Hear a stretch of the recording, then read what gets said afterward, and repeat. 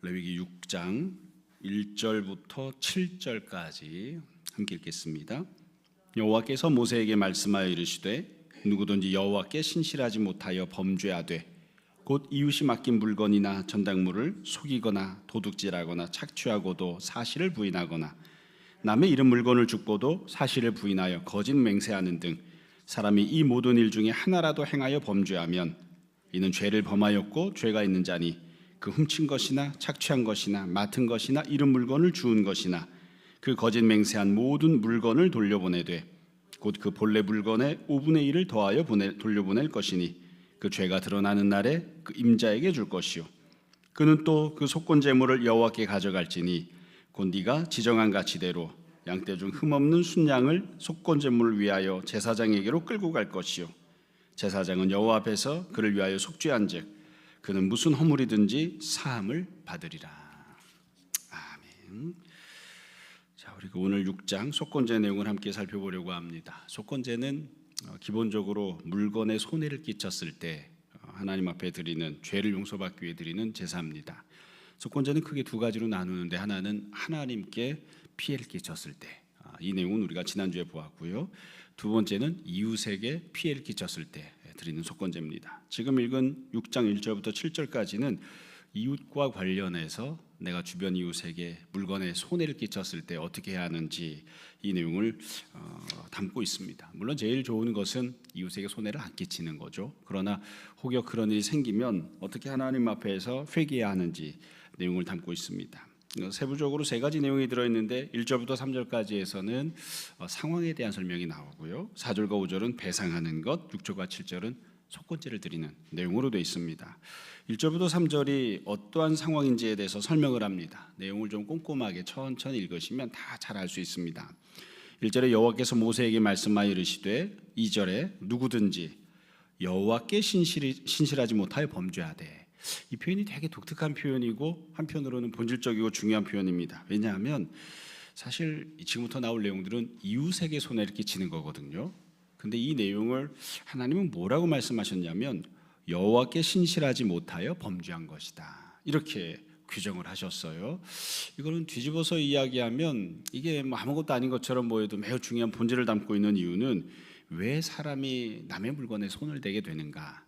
또 왜 사람이 이와 같이 도둑질을 하게 되는가 이런 걸 생각했을 때에 근본 원인은 하나님과의 관계에 문제가 있기 때문이라고 이렇게 설명하는 것이기도 합니다. 그러니까 문자적으로만 놓고 보면 도둑질을 했다, 남에게 손해를 끼쳤다, 그건 하나님께 죄를 지은 것이죠. 이게 문자적으로만 놓고 보면 그렇습니다.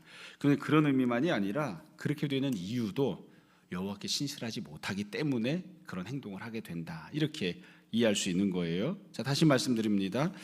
하나님 앞에 신실하지 못해서 죄를 범했는데 그 구체적으로 드러나는 양상은 어떠하냐? 그대 보시면 이렇게 되어 있습니다.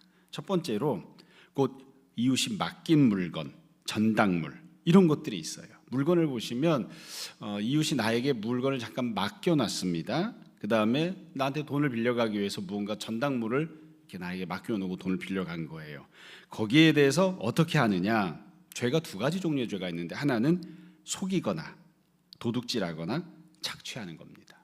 그러니까 이웃이 나에게 물건을 맡겨놨는데 나는 맡은 적이 없는데 거짓말을 하거나 아니면 전당물을 맡겨놓고 돈을 빌려갔는데 돈을 이제 다시 갚기 위해서 왔을 때에 그 전당물에 대해서 이거 값이 원래 그쯤 되는 게 아니지 이러면서 후려치거나 이렇게 해서 이웃이 나에게 맡겼던 물건들을 다시 말씀드려요. 속이거나 도둑질하거나 착취하면 이러면 이제 죄가 되는 거예요. 이것만 죄가 아니라 그 뒤에 보면 중요한 두 번째 죄가 나오는데 그건 뭐냐면 이런 사실들을 부인하는 겁니다. 그러니까 여기 보면 부인한다라고 하는 것은 누군가가 너 왜 거짓말을 하니? 너 왜 착취하니? 이렇게 했을 때 무슨 소리 하면서 부정을 하는 거죠. 이걸 다르게 표현하면 거짓 증언한다 이렇게 볼 수 있습니다. 결국 지금 하나님이 말씀하시는 속건제와 관련된 내용은 뭐냐면 물건과 관련된 거고요. 이웃의 물건과 관련해서 내가 그것에 대해서 손을 대는 것 이것도 죄고 거기에 대해서 부정하는 것 이것도 죄다. 이렇게 두 종류의 죄를 말씀하신 거예요. 이렇게 한번 말씀하신 뒤에 3절에 보면 다시 한 번 더 똑같은 내용을 조금 다른 부류로 이야기를 하세요. 3절에 보면 남이 잃어버린 물건이 있습니다. 여기도 대상이 뭐냐면 잃어버린 물건이에요. 자, 그럼 누군가가 물건을 잃어버렸는데 이 잃어버린 물건에 대해서 우리가 어떻게 죄를 짓는가? 그 뒤에 보시면 마찬가지로 두 가지 죄가 나옵니다. 첫 번째 죄는 뭐냐면 줍고도 이렇게 돼 있죠. 그러니까 앞부분에서는 속이거나 도둑질하거나 착취하거나 이렇게 돼 있는데 이거가 맞대응하는 게 뭐냐면 줍는 겁니다. 그러니까 문자적으로만 놓고 보면 줍지도 마라 이거예요. 줍는 것 자체도 죄입니다. 그러니까 줍지도 마라. 사실 실질적인 의미는 주어서 주인을 찾아준 걸 문제 삼는 건 아니겠죠. 그러니까 지금 문제는 네가 어떤 경우에 죄를 짓느냐, 그걸 뭐라고 어떤 걸 죄라고 하느냐. 남이 물건을 잃어버렸는데 그걸 주워 가지고 그걸 자기 소유로 한 겁니다. 제가 이 설교 준비하면서 생각을 해봤습니다. 나는 그런 적이 없는가? 남이 물건 주워 가지고 그걸 갖다가 안 돌려준 적이 없는가? 생각해보니까 있더라고요. 제가 생각나는 게 없는 줄 아셨죠? 있더라고요. 중학생 때 친구랑 같이 63빌딩에 놀러를 갔습니다. 제가 여의도에 살았으니까 63빌딩 1층에 쫙 돌아다니고 거기에 보면 뭐 63빌딩 지하에는 목욕탕도 있고 1층에는 서브웨이도 있고 뭐 여러 가지가 있어서 거기 가서 이렇게 노기작 놀다가 길바닥을 봤더니 10,000원짜리 5개 꼬기작 해서 5만 원이 떨어져 있는 거예요. 주인이 돌아오는가 해가지고 제 친구랑 둘이 그 옆에 서가지고 계속 쳐다보고 있었어요. 주인이 안 와. 주인이 안 오는 것뿐만 아니라 그 앞에 그렇게 무수히 많은 사람이 지나가는데 아무도 안 주워가. 그 돈이 떨어지는 걸 모르는 것 같아요. 그래서 고민을 하다가 그 친구는 신부가 되겠다고 하는 친구였고 저는 목사가 되겠다고 하는 사람이었는데 결국 그 돈을 주어서 가위바위보를 했습니다. 그래서 친구가 저한테 네가 돈 가지고 가서 경찰서에 맡겨라. 그래서 알겠다 하고 5만 원을 챙겨 갖고 왔어요. 그걸 경찰서에 맡겼느냐? 안 맡겼습니다. 어떻게 했을까요? 제 주머니로 그게 들어온 거예요. 그래서 이제 제가 그걸 요렇게 저렇게 다 썼습니다. 이게 얼마나 이게 설교 준비하면서 옛날 글이 생각나더라고요. 지금만 생각나는 게 아니라 그래서 제가 대학 들어가서 알바하고 이렇게 돈을 번 다음에 이게 고민이 되는 거예요. 그게 계속 힘들어요. 내가 돈을 주워 가지고서는 그걸 경찰서 갖다 주기로 했는데 그 친구는 경찰서에 갖다 준 줄 알고 있습니다. 이걸 어떻게 되나 해가지고 제가 그때 정확하게 얼마였는지 기억이 안 나는데 5만 원으로 갚은 게 아니고 몇 배로 해가지고서는 그냥 교회에다가 헌금을 했습니다. 계속 힘든 거예요. 그냥 그걸 어떻게든 처리를 안 하면 마음이 괴로우니까. 얼핏 이렇게만 이야기하면 딴 분들이 저를 보면 저런 상도둑놈이 있나 이럴 수도 있겠지만 그러니까 이게 내가 어디 가서 적극적으로 도둑질을 한 게 아니라 흘린 거를 주었어요. 줍는 것도 죄입니다. 준 다음에 그거를 안 돌려주면 그것도 죄죠. 이게 첫 번째 죄고 그 뒤에 보면 뭐라고 돼 있냐면 똑같아요. 3절 뒤에 사실을 부인하여 거짓 맹세하는 등. 여기 보면 사실을 부인하고 거짓 맹세한다고 돼 있죠. 나 주운 적이 없어요. 내가 그거 주었으면 내가 성을 가라 이러면서 거짓 맹세하는. 이게 거짓 증거하는 이게 이제 죄인 거예요. 그래서 지금 하나님께서 속건죄와 관련해서 어떻게 말씀하시냐면 대상은 물건이에요.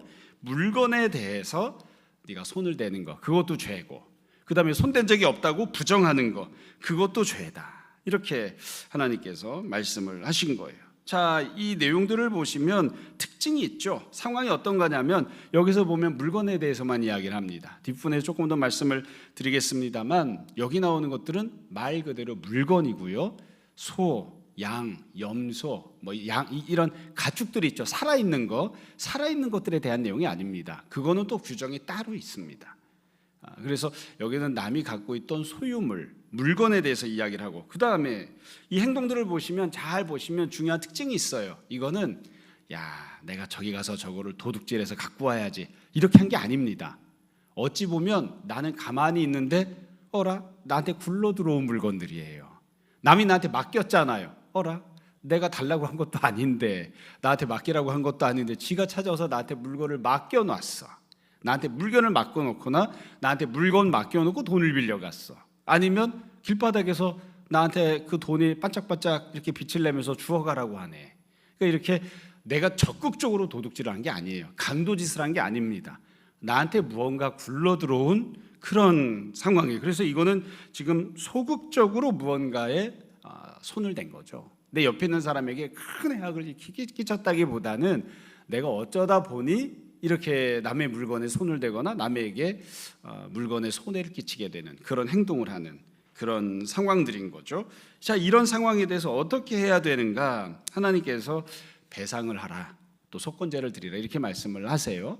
이건 앞에 나왔던 경우가 똑같습니다. 그래서 이 남에게 손해를 끼쳤으니까 이제 얼마큼 어떻게 배상해야 되는지가 4절부터 5절까지 나오는데, 4절에 보시면 이렇게 시작합니다. 이는 죄를 범하였고 죄가 있는 자니 훔친 것, 착취한 것, 맡은 것, 잃은 물건을 주운 것. 5절, 그 거짓 맹세한 모든 물건 어떻게 하라고 하느냐? 첫 번째는 돌려보내라.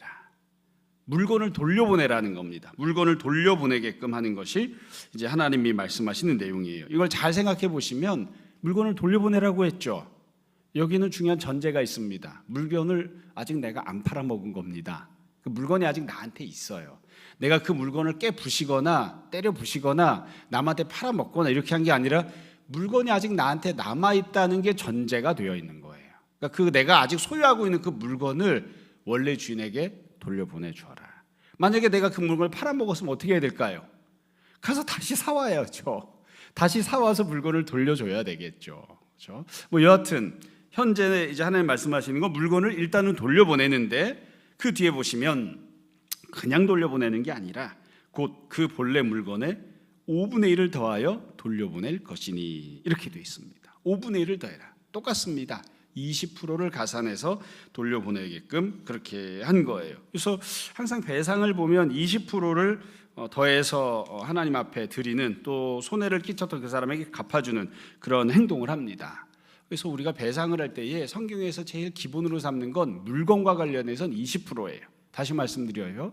종종 우리가 막 분하고 억울할 때에는 내가 저 사람한테 물건 맡겨놨는데 그 사람이 그 물건을 잃어버렸어요, 아니면 팔아 넘겼어요. 그럼 그 사람한테 너 10배로 갚아, 막 이런 마음이 막 생기죠. 그건 내가 억하심정이 생기고 분해서 그렇게 하는 것이고, 절대 그렇게 해서는 안 됩니다. 물건 맡겨놨는데 그 사람이 팔아먹었다, 120%만 갚으면 됩니다. 그 이상의 것으로 내가 더 갚아 이렇게 하면 그건 내가 도둑질을 하는 겁니다. 그러니까 결코 그렇게 해서는 안 돼요. 하나님이 정하신 대로 20%를 얹어서 갚아줘라 이렇게 되어 있습니다. 여기 보면 아주 중요한 특징이 하나 나오는데, 배상과 관련해서 5절에 보시면 맨 끝에 이렇게 되어 있죠. 그 죄가 드러나는 날에 그 임자에게 줄 것이요 이렇게 되어 있어요. 죄가 드러나는 날에 주어라 이렇게 되어 있는데, 여러분 죄가 어떻게 드러날까요? 죄가 간단합니다. 일단 내가 물건에 손을 댔잖아요. 다른 사람에게 손해를 끼쳤잖아요. 스스로 자발적으로 죄를 회개하는 거예요. 자백하는 거예요. 그러면 이제 죄가 드러나겠죠. 그럴 경우에도 이렇게 합니다. 근데 본문을 보시면 어떻게 되어 있냐면, 위에 보면 이 죄를 범한 내용을 이야기하면서 손을 댔잖아요. 그것만이 아니라 사실을 부인하거나 아니면 거짓 맹세한다 이렇게 되어 있죠. 그러니까 어떤 사람이 나한테 물건을 맡겼는데 내가 발뺌을 하는 거예요. 난 물건 맡은 적이 없다, 거짓말을 막 합니다. 그럼 결국에는 쌈이 붙겠죠. 쌈이 붙다가 결국 재판을 하게 될 거란 말이에요. 사람들 불러오고 이 사람이 이렇게 했다 저렇게 했다 막 이야기하다가 결국 증거가 나왔어요. 발뺌을 할 수 없는 상황이 생겼어요.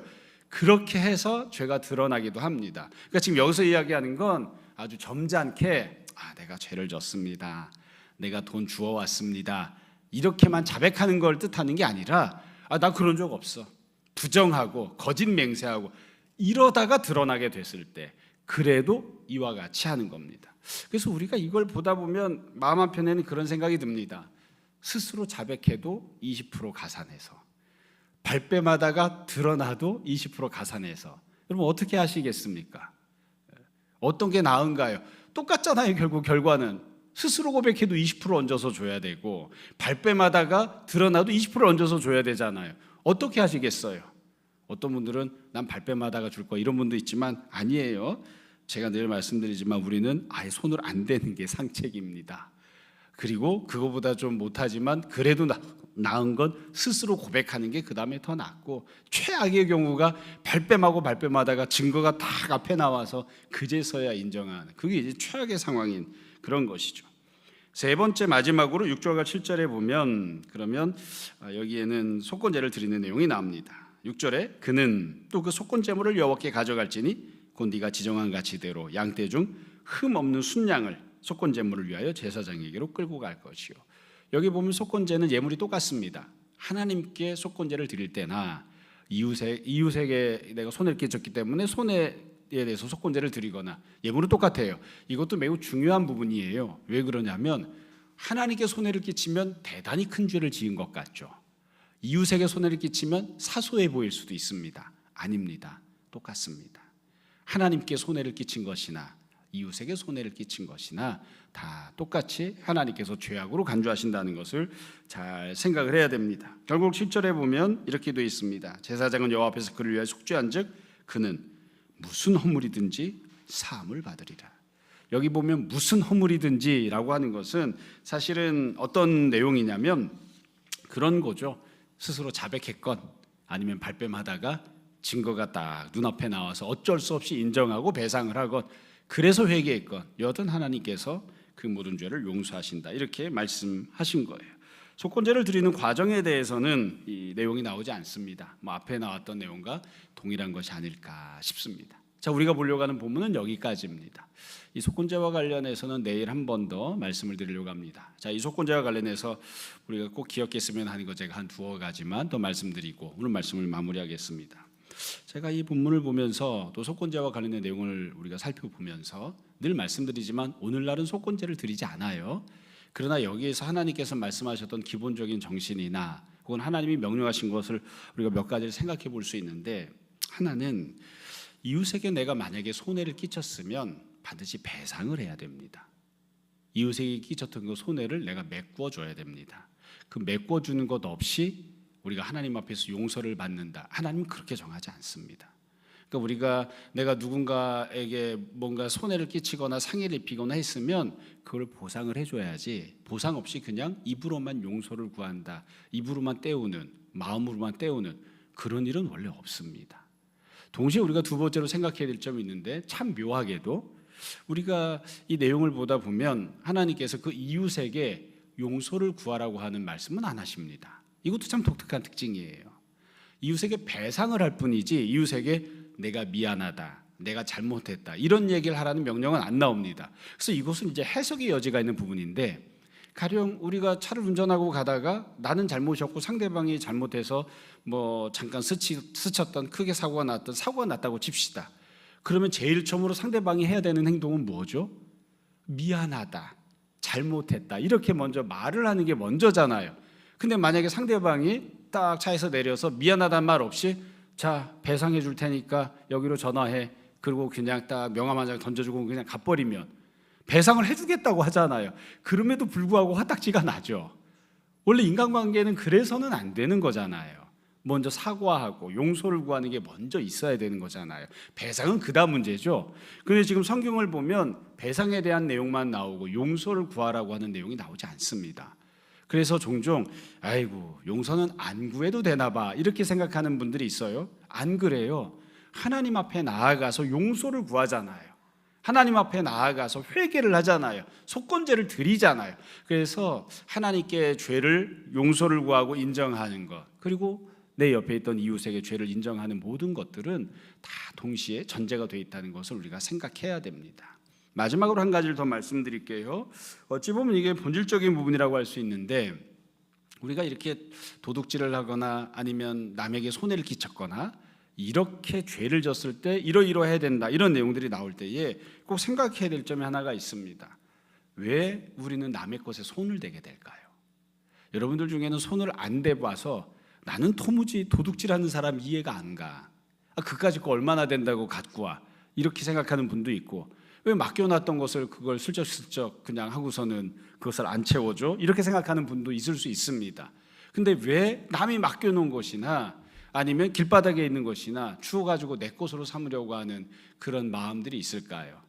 결국 이 모든 근원은 내 마음속에 물질에 대한 욕심이 있어서죠. 한 걸음 더 들어가면 무엇이건 큰 것이건 작은 것이건 하나님이 내게 주신 것만으로, 그것만으로 만족하고 감사하면서 살겠다, 이런 마음이 없기 때문이에요. 그게 부족하기 때문이에요. 그래서 이걸 한 걸음 더 올라가면 하나님과의 관계가 신실하지 못하기 때문에 하나님만 의지하고 하나님을 바라보고 주님이 주신 은혜 안에서 감사하고 평안을 누리고 이렇게 사는 모습이 아니기 때문에, 그래서 이런 일들이 결국 생기는 겁니다. 누가 나한테 뭔가를 더 얹어준다고 할 때에 물론 주면 좋지만 안 줘도 나는 지금도 만족해, 난 지금도 너무 감사해. 이런 마음이 원래 기본적인 마음이 돼야 되는데 그게 아니라 나는 항상 부족해. 이것도 필요해, 저것도 필요해, 이것도 부족해. 난 주님이 왜 나한테만 이렇게 조금 주시는지 모르겠어. 주님이 주시는 것만큼으로는 그거는 정말 쥐꼬리만 해서 난 그걸로는 통무지 그냥 살기가 너무 어려워. 항상 이런 마음을 가지고 있으면 언제든지 시험이 왔을 때에, 유혹이 왔을 때에 길바닥에 있는 돈을 주어서 내 주머니에 넣는 그런 행동을 항상 할 수가 있습니다. 그러니까 늘 영적으로 하나님으로 인하여 기뻐하고 감사하는, 주님이 얼마만큼 주시던 그것이 내 몫이고 그게 주님이 나에게 맡겨주신 분깃이라는 생각을 가지고 늘 기뻐하고 평안을 누리는 그런 모습이 되어야, 그래야 어떤 방식으로 시험이 찾아와도 잘 이겨낼 수 있는 것이 아닌가 싶습니다. 그래서 원칙적으로 보자면 내일 조금 더 말씀을 드리겠습니다만, 남에게, 이웃에게 물질적으로, 재정적으로 혹은 물건에 손을 대서 손해를 끼치지 마라, 이 말의 정반대는 손해를 끼치는 자가 되면 안 된다, 이런 내용이 아니라 하나님이 주신 것에 대해서 감사하면서 살아라, 이게 정반대 모습이 아닐까 싶습니다. 하나님을 사랑하고 감사하는 마음으로 살아서 내가 누군가에게 손해를 끼치는 것이 아니라 도리어 더 도움을 주고 잘 섬기며 살아가는 그런 우리 모두가 될 수 있었으면 좋겠습니다. 오늘 하루도 주님과 동행하고 주님으로 인해서 기뻐하며 살아가는 우리 모두가 되기를 주님 이름으로 축원합니다. 잠시 기도하겠습니다. 아버지 하나님, 은혜를 감사합니다. 우리가 돌이켜 생각해 보면 때때로 현재를 살아갈 때마다 부족한 것들이 있어서, 또 모자란 것들이 있어서 힘들어할 때들도 있었고, 또 조금만 더 윤택함을 누렸으면 좋았을 텐데 아쉬워하는 그런 욕심을 부리는 때들도 있음을 주님 앞에 고백합니다. 그러나 주께서 우리의 마음 가운데에 감사하는 마음을, 기뻐하는 마음을, 만족하는 마음을 허락하여 주셔서 우리가 늘 주님 앞에서 찬양하며 살게 하여 주옵소서. 아버지 하나님, 우리가 이 땅 가운데 살아갈 때에 내 옆에 있는 다른 이웃들 돌보며 살아가기 원합니다. 그들의 것에 손을 대거나 혹은 내 옆에 있는 사람들에게 손해를 끼치는 자 되지 말게 하시고, 혹여 우리가 풍요로움을 욕심을 내면서 내 옆에 있는 사람들의 것을 가지고 와서 그것으로 나의 풍요를 삼으려 하는 시험에 빠지지 않도록 우리를 늘 붙잡아 주옵소서. 이 아침에도 성도들이 기도할 때에 주께서 들으시고 응답하여 주시기 원하며 이 모든 말씀 예수님 이름으로 기도합니다. 아멘. 하늘에 계신 우리 아버지여, 이름이 거룩히 여김을 받으시오며 나라가 임하시오며 뜻이 하늘에서 이루어진 것 같이 땅에서도 이루어지이다. 오늘 우리에게 일용할 양식을 주시옵고, 우리가 우리에게 죄진 자를 사하여 준 것 같이 우리 죄를 사하여 주시옵고, 우리를 시험에 들게 하지 마시옵고 다만 악에서 구하시옵소서. 나라와 권세와 영광이 아버지께 영원히 있사옵나이다.